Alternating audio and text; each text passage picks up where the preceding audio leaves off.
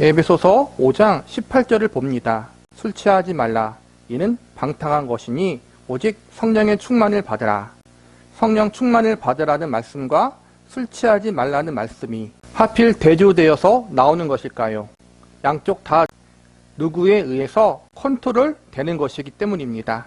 술을 먹으면 처음에는 사람이 술을 먹고 술이 술을 먹고 끝내는 술이 사람을 먹는다고 합니다. 나중에 술이 사람을 지배한다고 합니다. 성령도 우리를 지배하시기를 원합니다. 그런데 왜 술 취하지 말라? 이는 방탕한 것이니라고 했을까요? 방탕하면 떠오르는 예가 있습니다. 돌아온 탕자입니다. 우리는 방탕, 돌아온 탕자라고 하면 자꾸 도덕적인 개념을 가집니다. 술을 먹고 작부들과 놀아나고 돈을 막 쓰고 하는 것으로 생각합니다만 그것이 아닙니다. 그렇게 부도덕하게 살아서 방탕하다고 하는 것이 아니라 허비했다는 뜻입니다. 술 취하지 말라. 이는 허비하는 시간이니라. 이 말씀이 무엇에 허비하는가를 지적하고 있는가 하면 하나님의 자녀로 훈련받고 하나님의 자녀로 열매 맺는 일을 하면서 살 수밖에 할 수 없는데 그렇게 살지 않은데 허비하는 시간이라는 뜻입니다. 그것이 탕자의 비유입니다. 허비한 자, 그의 인생과 그에게 맡겨진 사명을 허비하고 지연시킨 자, 그것이 탕자의 비유의 가장 중요한 골자인 것입니다. 하나님의 자녀된 자가 천국으로 들어가는 일이 방해받은 적은 없습니다. 하나님의 자녀에서 떨어져 나가게 된 적은 없습니다. 그러나 그의 삶이 얼마만큼 하나님 안에서 성장하며 하나님 안에서 그의 생애를 통하여 얼마만큼 열매를 맺히느냐 하는 것은 그의 헌신이 결정적인 이유가 됩니다. 우리가 하나님의 자녀로 살아가야 하는 가장 큰 이유는 우리가 그 나라로 갈 것이기 때문입니다. 우리의 상급은 내가 움켜쥔 손에 있는 것이 아니라 이 일로 말미암아 너는 A, 너는 B, 너는 C라는 학점을 인정받아 하늘나라에서 받을 상급으로 결정되는 것입니다. 성령 충만에 대해서 이야기하면서 성령 충만과 술 취하지 말라를 서로 대비하고 있어요. 성령 충만과 술 취하지 말라, 이게 어떤 관계가 있느냐 하면 지배, 다스림에 대한 거라는 거예요. 성령의 지배를 받고 성령의 다스림을 받는 것이 성령 충만한 삶이고, 술 취하는 것은 술의 지배를 받고 술의 다스림을 받는 거라는 거예요. 술 취하지 말라, 술의 지배를 받지 말고 성령의 지배를 받으라. 이것은 곧 시간을 낭비하지 말라는 것과 마찬가지라는 거예요. 하나님이 우리에게 이 땅에서의 삶을 허락해 주신 이유, 우리가 예수님 믿고 하나님의 자녀가 되면은 그 즉시 천국에 데리고 가시면 되는데, 그러지 않고 이 땅에 남겨주신 이유 중 하나가 우리로 하여금 구원받은 하나님의 자녀로서 천국의 백성으로서 교육시키고 훈련시키려고 하는 하나님의 선한 계획이 있다는 거예요. 예수님을 더 깊이 닮아가는 성화된 존재, 믿음이 더욱더 성숙한 존재로 만들게 하기 위한 하나님의 선한 계획이 있기 때문에 우리가 이 땅에서 여러 가지 연단과 훈련을 받는 거라는 거예요. 이 세월, 이 땅에서 우리가 살아가는 시간들이 그러므로 하나님이 우리에게 허락하신 귀한 교육의 시간이기 때문에 성령 충만함으로 성령의 다스리심과 지배를 받음으로 그 시간을 낭비하지 말아야 된다는 거예요. 하나님이 우리에게 맡겨진 소명과 사명이 있는데 그것대로 살아가지 못하고 우리의 삶의 시간들을 낭비하고 허비하는 것, 이것이 탕자와 같다라는 거예요. 하나님이 예수님의 생명으로 말미암아 그분의 택하신 백성들을 구원하는 일에는 실패가 없고 방해가 없어요.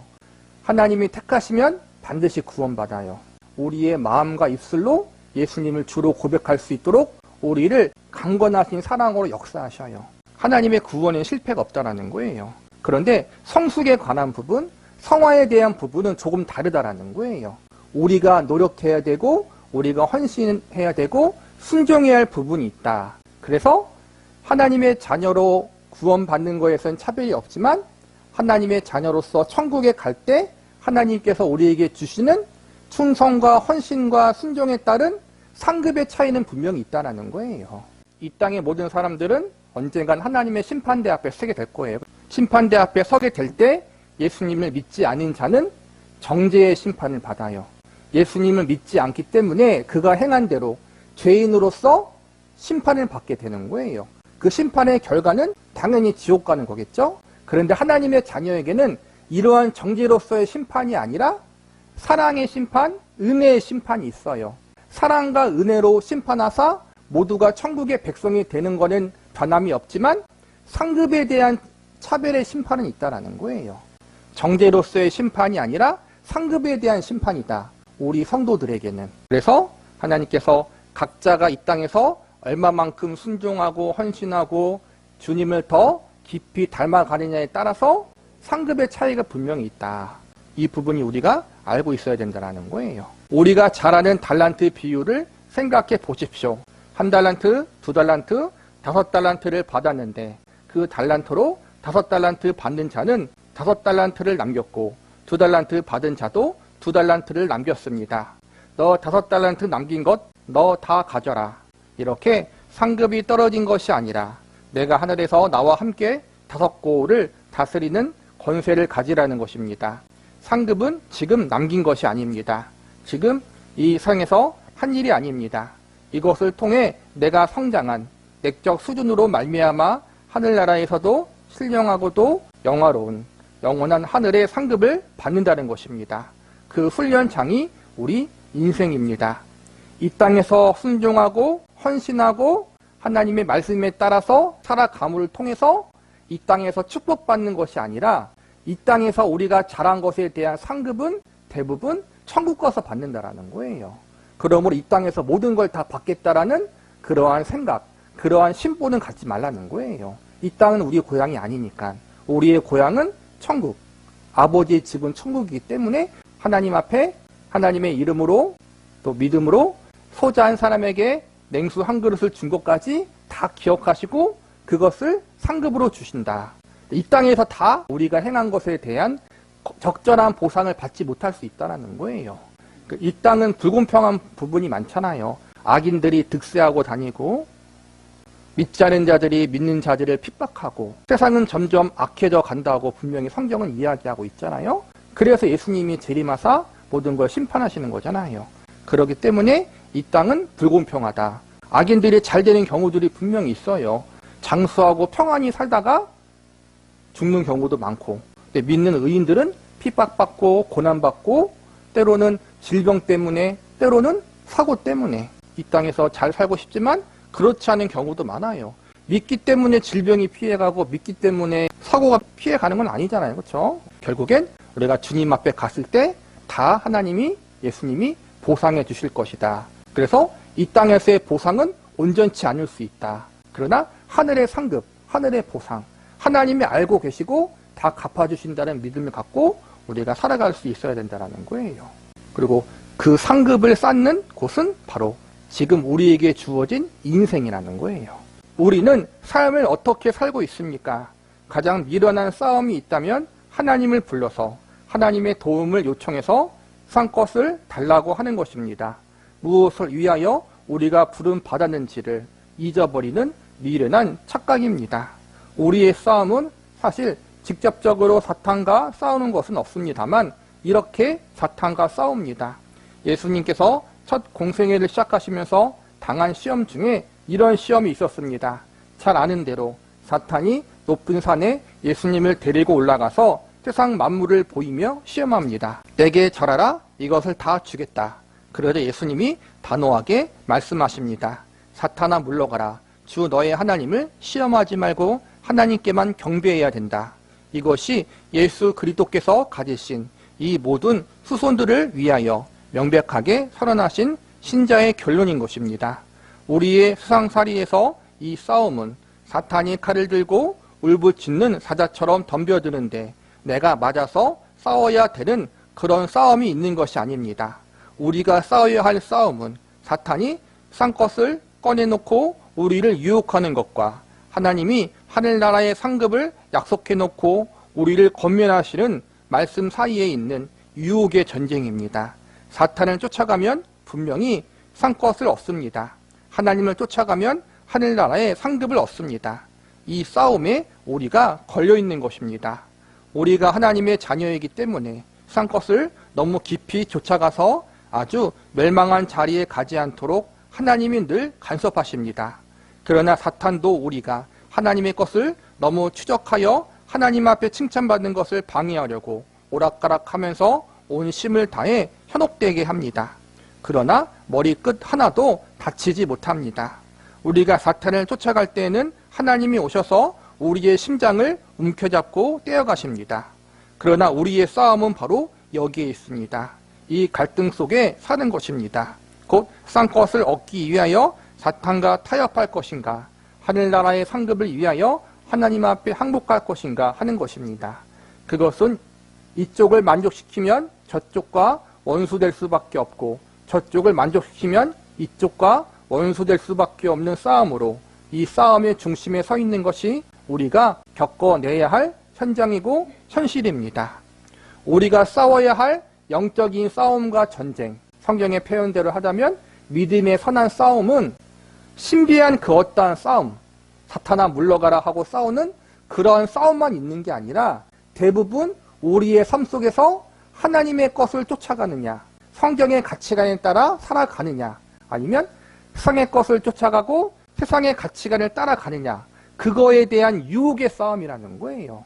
하나님의 것을 쫓아가는 삶을 살기로 결심하며 나아가는데, 근데 거기에 이제는 사탄이 회방하는 거예요. 세상의 물질, 돈, 명예, 권력, 건강, 쾌락을 보여주면서 우리가 온전히 하나님을 쫓아가지 못하도록 우리를 흔드는 거란 말이에요.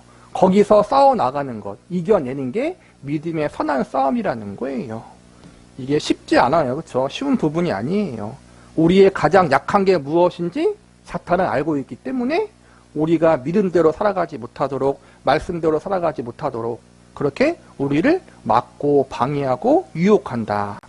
그것을 이겨내는 싸움, 얼마만큼 그것을 잘 이겨내고 내가 하나님을 쫓아가고 하나님의 말씀과 그 가치관을 따라 살려고 애쓰고 힘쓰는 것, 그게 이 땅에서 우리에게 주어진 소명이고 믿음의 연단이라는 거예요.